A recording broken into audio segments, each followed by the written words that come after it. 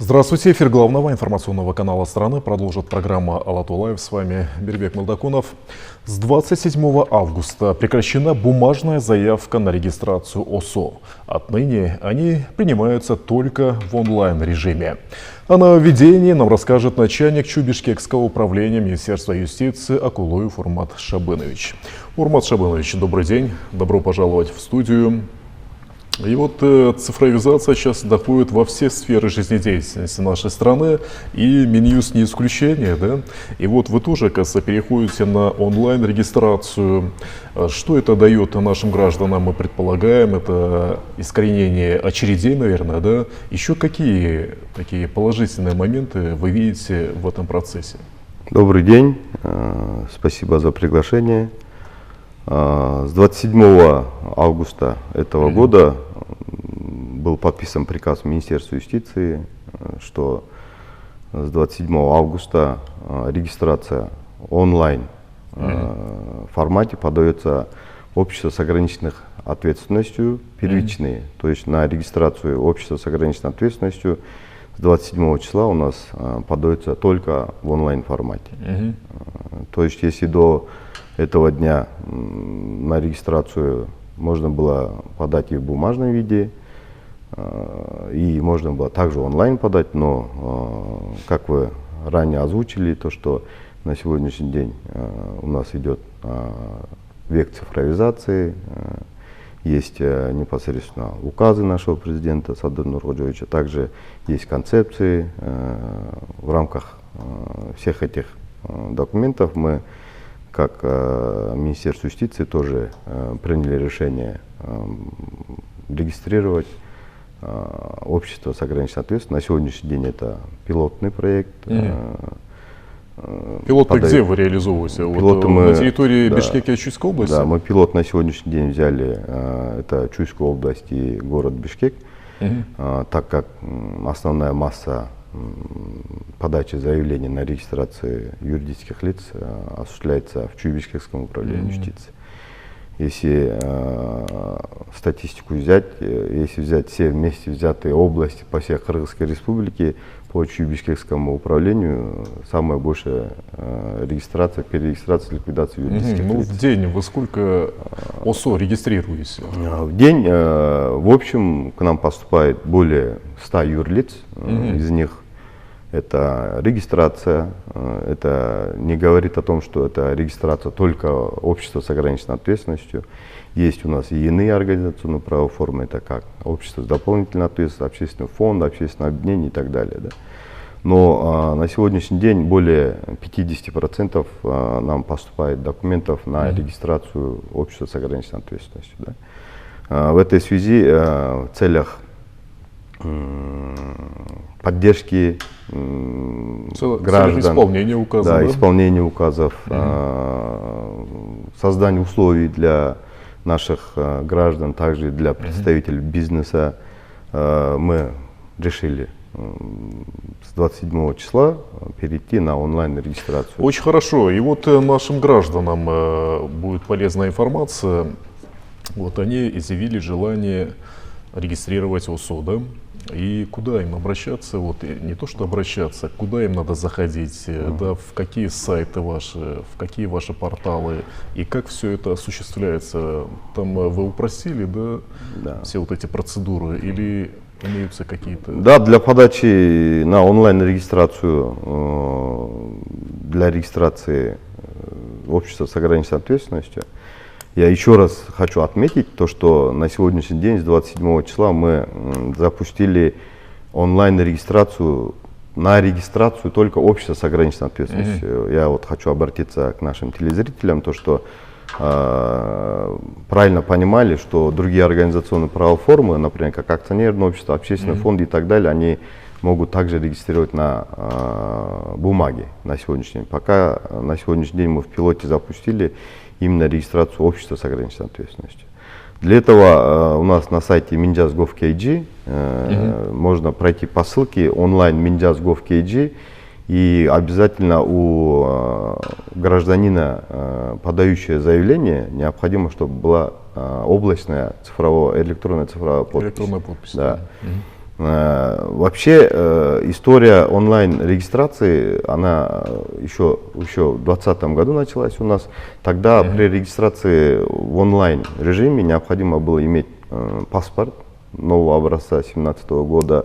Необходимо было, чтобы у заявителя был картридер, который считывает вот эти наши паспорта, помните, да? Да. На сегодняшний день мы пошли как бы на улучшение, и на сегодняшний день можно получить облачную электронную цифровую подпись в любом центре обслуживания. В Тундуке. Да. И также можно получить эту облачную цифровую подпись у нас в территориальном управлении. То есть любой гражданин может подойти к нам, и как бы мы можем им предоставить облачную цифровую подпись. Поэтому на сегодняшний день мы пошли на улучшение, и на сегодняшний день можно подать заявление на онлайн-регистрацию через облачную цифровую подпись. То есть опять-таки могут возникать вопросы у наших граждан, то есть для этого необходимо идти получать в ЦОНах электронную подпись, но я еще раз хочу отметить то, что для этого мы специально создали условия для наших граждан, и у нас в территориальном управлении, Чуйбишевском управлении юстиции, мы можем открыть любому гражданину нашей республики, им выдать облачную цифровую подпись. Да? Все самое главное, необходимо иметь интернет-связь, необходимо иметь облачную цифровую подпись. И пошагово у нас на наших сайтах, на наших страничках Facebook и Instagram полностью размещена краткая инструкция, как можно подать заявление в онлайн-формате. Поэтому я бы призвал наших граждан пройти, просмотреть наши странички. У нас там более подробно прям есть видеоролики, как пошаговая можно, инструкция, пошаговая инструкция. Да. Кроме того, мы еще разработали на бумаге пошаговую инструкцию. То есть на сегодняшний день, когда к нам приходят граждане, которые не знают, что мы с 27 числа уже принимаем документы только в онлайн формате, мы предоставили для наших заявителей у нас в помещении специальный ноутбук, сканеры, чтобы они могли подойти. На месте можно было заполнить онлайн заявку. То есть, проще говоря, мы создали все условия для того, чтобы наши граждане беспрепятственно могли прийти и подать заявление. То есть и у нас же в управлении можно получить облачную цифровую подпись. И у нас же там мы предоставили специально технику. У нас же могут сесть, заполнить и подать онлайн-заявку. Кроме того, наши сотрудники на месте сидят и помогают подать заявление. То есть, конечно, я же понимаю, что все новое воспринимается болезненно, но мы пока не привыкнем, да? Пока мы не привыкнем, поэтому первые 2 недели мы будем активно помогать нашим гражданам, активно наши сотрудники будут сидеть, дежурить, помогать нашим гражданам, представителям бизнеса. Но все-таки я думаю, что на дворе 21 век, и мы должны шагать ногу со временем и как бы уже потихоньку переходить полностью на цифровизацию. Очень хорошо. Вот, допустим, подали заявку, и ответ как скоро получат наши граждане? Моментально или они должны ждать там проверки, возможно, каких-то других процедур? Да, у нас процесс регистрации вообще, у нас есть сроки рассмотрения заявлений именно коммерческих и некоммерческих организаций. В данном случае при регистрации общества с ограниченной ответственностью это является коммерческой организацией. Согласно нашему положению, рассмотрение стандартно. У нас есть срочная регистрация, соответственно, за определенную плату. Есть регистрация в обычном режиме. То есть в обычном режиме это у нас 3 рабочих дня. Если граждане захотят срочно зарегистрировать за определенную плату, можно зарегистрировать юрлицо в течение 1 дня, в течение 6 часов, в течение 3 часов можно Давайте получить. все-таки озвучим сумму. За какую сумму могут срочно произвести регистрацию? У нас постановлением Кабинета министров были утверждены ставки. На сегодняшний день регистрация в течение 3 часов это полностью у нас сумма это 5500. Тут есть наши услуги и есть сборы. Да? 6 часов 3581 это вот, и 919 это наши услуги. Да? И ликвидация у нас 2581 плюс и 919 сом это наши услуги. Да? То есть если вот в общем взять это 3 часа 5500, 6 часов 4500 и один рабочий день 3500. То есть если наши граждане, также представители бизнеса захотят открыть общество с ограниченной ответственностью в срочном порядке, они могут оплатить данную сумму и получить услугу регистрации в срочном порядке. Да? А если же граждане хотят в обычном порядке, то есть в течение 3 дней получить, то они оплачивают 1119 сомов и в течение 3 дней получают регистрацию юридического лица на сегодняшний день. И точно так же идет процедура по ликвидации, допустим, ОСО, да, каких-то своих каких-то вот этих коммерческих организаций, да? Да, у нас тоже онлайн. На сегодняшний день, с 27 февраля текущего года, мы запустили в боевом режиме систему нашу. Как я ранее говорил, до этого был первый этап, была только онлайн-регистрация юрлиц. После мы 27 февраля запустили второй этап, это онлайн-регистрация, перерегистрация, ликвидация юридических лиц. Да?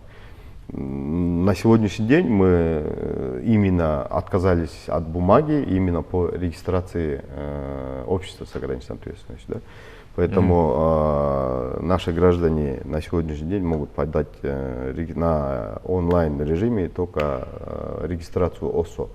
На сегодняшний день мы работаем над этим, модернизируем нашу систему, и в скором будущем мы уже, думаю, выйдем на тот момент, что уже будем отказываться и от перерегистрации, ликвидации в бумажном режиме. Да? Да, на сегодняшний день, как я выше отметил, в пилотном режиме мы хотим посмотреть, как это будет, и запустили регистрацию юридических лиц именно общества с ограниченной ответственностью. Вот это в пилотном режиме, да, только вот на территории Бишкека и Чуйской области. А вот по всей территории нашей страны, когда это все будет распространяться? Есть какие-то сроки? Ну, я думаю, мы на сегодняшний день хотим в пилотном режиме посмотреть, как пойдет регистрация по Чуйской области, по городу Бишкек. Потом по итогам пилота мы думаем, сделаем для себя какие-либо выводы. И, конечно же, мы постараемся в ближайшие сроки запустить это по всей республике. Необходимо отметить вот то, что вот со вчерашнего дня, я же говорю, в онлайн-режиме. Уже начали поступать? Да, начали поступать. Да, на сегодняшний день уже со вчерашнего дня, например, более 30 юрлиц уже у нас поступило на регистрацию в онлайн-формате. Да. Конечно же, мы не исключаем моменты того, что вчера вот первый день был у нас, да, были сбои. Ну, все-таки это система, это техника, это все мы должны понимать. Я бы призвал бы наших граждан и с пониманием отнестись к этому, так как это техника, это система, да, бывают сбои, и необходимо учесть то, что это не только зависит от нас, так как наша система, она связана со всеми системами, то есть она и связана и с Тюндюком, и с другими системами связана. То есть если в этом процессе, скажем так, где-то произойдет сбой не на нашей площадке, а на другой площадке тоже сказывается и на нашей системе. Да, поэтому я думаю, что наши разработчики, спасибо нашим разработчикам, они оперативно реагируют на наши просьбы и стараются быстро устранить замечания наши. Да? Конечно, как говорится, Москва не сразу строилась, но тем не менее, да, раз вы создаете такие условия нашим гражданам, вот эта ваша система должна работать как часы. Да?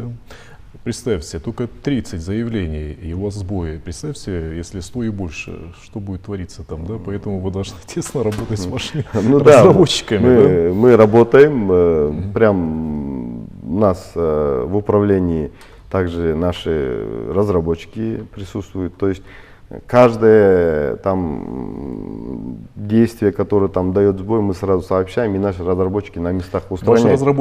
разработчики отечественные специалисты? Да, или да, да, да. привлекли из-за рубежа? Нет, отечественные Все специалисты. отечественные. Наша компания в Кыргызстане. Информационная безопасность соблюдена. Да, это все соблюдено. И я бы не сказал то, что наши сбои там длятся, скажем так, сутками Часами, или да? часами. Нет, ну, а бывают определенные моменты. И, как я ранее отметил, наши разработчики, наши IT-специалисты на местах сразу устраняют. И, то есть пока что со вчерашнего дня были мелкие сбои, но прям как таковых, прям серьезных, глобальных таких сбоев. Часами не Да, зависало. не зависало, да, на сегодняшний день Ага. все хорошо работает. И я же говорю, если бы такие сильные сбои были бы, я не думаю, что уже бы более 30 юрлиц Успели бы в зарегистрировать, да? онлайн-формате. Да. Хорошо, Урмат Шабынович, еще следующий вопрос бурно обсуждался в обществе. Его продлевали до конца года, это легализация имущества. Да? На сегодня вот этот процесс как идет? Активность немножко спала, да? Или все-таки идут к госнотариусам и легализовывают свое имущество? Ну, на сегодняшний день относительно легализации, я бы сказал то, что да, пошло на спад, так как продлили до конца года. В этой связи. У нас, как всегда, да, все откладываем на да, последний да. день, да?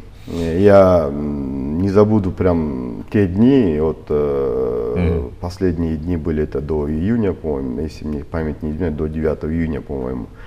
Я прям не забуду эти дни, когда вот последние дни оставались, столько очереди было у госнотариусов, это что-то было. Наше руководство Министерства юстиции, там, в лице нашего министра Аязбата Аркылыча, мы предприняли все шаги, мы, как бы, наши нотариусы государственные работали по субботам, то есть мы еще привлекли, скажем так, с Чуйской области, потому что основная нагрузка пала на город Бишкек, и мы, я так думаю, сделали все возможное, чтобы помочь нашим гражданам, которые изъявили желание легализовать свое имущество. Но это были дни такие нечто, я же говорю, и жалобы были, что очереди, и ругались. Очень прям такие дни были для нас. Но потом, после того, как продлили срок до конца года, уже на сегодняшний день уже пошел резкий спад, и уже как бы люди, зная, что еще есть время до конца года, то есть уже так, активности, да, такой нету. Но я тоже примерно думаю, ближе уже к Новому году, наверное, опять активность поднимется, да. Картина Поэтому, повторится. Да, и также я бы попросил вот наших граждан, чтобы как бы не откладывали на последний день, а когда на сегодняшний день уже как таковых очередей нет в наших государственных нотариальных конторах, уже потихоньку шли совершить данное действие, да, поэтому на сегодняшний день тихо, как такового ажиотажа нету, пошло на спад. И давайте все-таки еще раз напомним, да, про эту акцию, про эту уникальную акцию, да, вот, которая будет действовать до конца года. Это такая возможность для наших граждан, да, легализовать свое имущество и жить спокойно, как говорится, да. И вот все-таки скажите, вот что предоставляет вот эта акция, да, что из себя подразумевает вот этот процесс легализации имущества, чтобы граждане, которые на сегодня, возможно, думают, да, уже приняли решение и шли к госнотариусам, не дожидаясь конца года, так скажем. Ну да, это можно полностью легализовать свое имущество, можно и в денежном выражении легализовать свое имущество. Более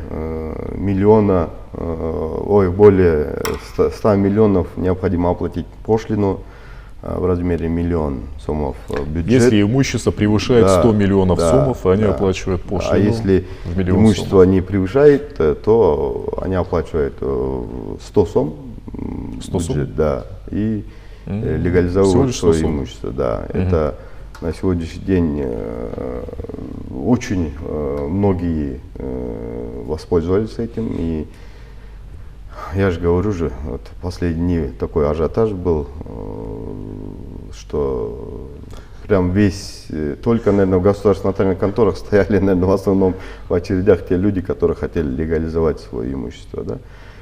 Поэтому я бы также призвал бы, чтобы наши граждане пришли, легализовали свое имущество в соответствии с законодательством, при превышении порогов оплатили бюджет деньги и как бы дальше жили спали спокойно. Да.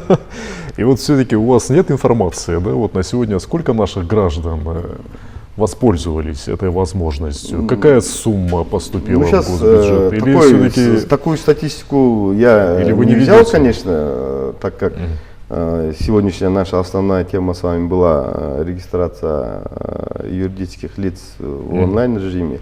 Ну, я могу сказать точно то, что в день где-то по 4 районам нашего города, в государственную нотариальную контору, в день, я думаю, где-то более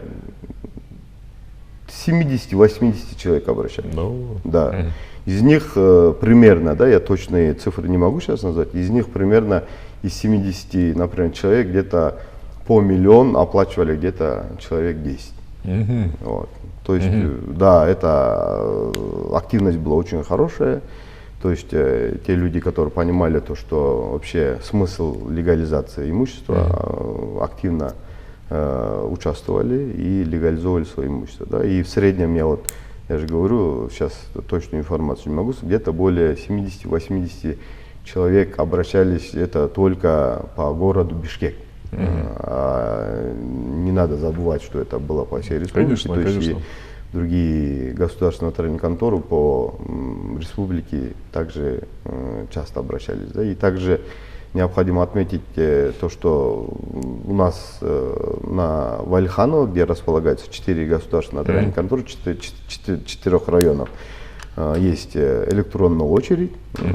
И хотелось бы отметить то, что легализация имущества, она производится по любому району, то есть вне зависимости от прописки твоей, ты можешь обратиться к государственному нотариусу любого то есть, района. Любого района. Да, и можешь совершить это нотариальное действие, да, потому что многие не понимали, брали очередь там по районам и по своим сидели, районам да, шли, да? ждали, когда, скажем так, там в другом районе там нотариус был свободен, да, поэтому данное нотариальное действие это не требует именно по районам, поэтому можно в любой район обращаться и совершить это нотариальное действие. Кроме того, вот это, учитывая вот эту активность наших граждан, также вот большой наплыв, вот руководством Министерства юстиции было принято решение, и сейчас, насколько я знаю, дали где-то определенным частным нотариусам дали такую возможность, даже так. да, заниматься, если до этого было только занимались легализацией данным нотариальным действием только госнотариусы, на сегодняшний день дали возможность и частным нотариусам совершать данные сделки. Да. Именно точное количество частных нотариусов и вообще поименно, пофамильно можно узнать у нас в Министерстве юстиции, да, каким можно частным нотариусам обратиться по данному нотариальному действию. Урмат Шабанович, давайте еще раз повторим нашу основную тему, да, если наши граждане только подключились к эфиру, да, то что отныне заявки на регистрацию ОСО принимаются только в онлайн режиме. Да. Еще раз, как бы, возвращаясь к нашей основной теме, со вчерашнего дня, то есть 27 августа 2024 года, на регистрацию общества с ограниченной ответственностью, я еще раз хочу отметить, именно регистрацию общества с ограниченной ответственностью принимается только в онлайн формате. Сайт можете озвучить еще раз? Сайт наш, по какому адресу можно пройти, это online.minjas.gov.kg. По данному адресу можно пройти. Обязательно у граждан должно быть интернет-связь, должна быть. Кроме того, должна быть облачная электронная подпись, чтобы подать. Необходимо отметить то, что нам задают очень много вопросов, где спрашивают, а как могут зарегистрироваться юридические лица общества с ограниченной ответственностью с иностранным участием. Ага. На сегодняшний день у нас массово регистрируются юридические лица именно с иностранным участием. По данному поводу я бы хотел сказать то, что на сегодняшний день, если у иностранного гражданина есть облачная цифровая подпись, они без проблем могут подать на регистрацию. Но у многих отсутствует данная подпись. В этой связи можно нам подать на регистрацию по доверенности. То есть эти иностранные граждане могут дать доверенность какому бы лицу, партнеру или гражданину. И гражданину Кыргызской республики, у которого есть облачная цифровая подпись, и по доверенности могут подать.